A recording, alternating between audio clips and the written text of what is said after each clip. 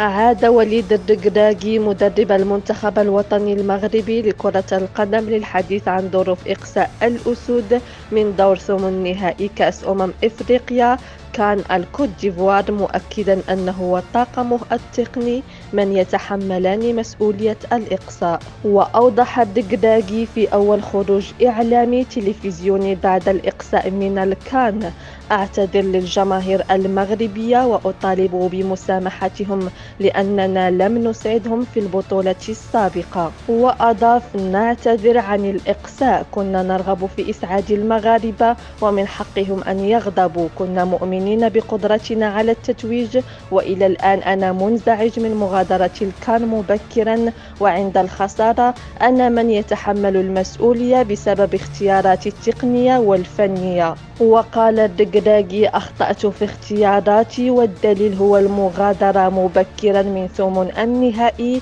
ليس هناك منطق في مثل هذه البطولات المجمعة، وما زلنا نحضر الحصيلة وخلاصات المشاركة، ولم نكن حاضرين ذهنيا أكثر من الجانب البدني. وتابع: أنا من أخطأت في مباراة الكونغو لأنني أحيي اللاعبين والمدرب بعد كل مباراة. تعلمت أن أتجنب تحية اللاعبين بعد نهاية المواجهات، لأن دوري هو إبعاد هذه الصراعات عن محيط المنتخب المغربي للحفاظ على تركيز المجموعة. واختتم حديثه قائلا: هناك مشكل عميق يجب تحليله.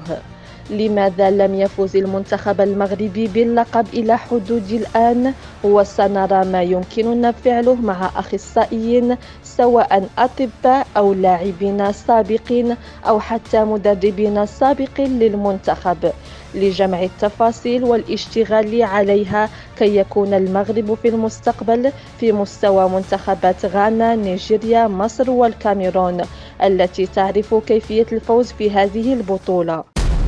لا تنسوا الاشتراك بالقناة وتفعيل الجرس ليصلكم كل ما هو جديد.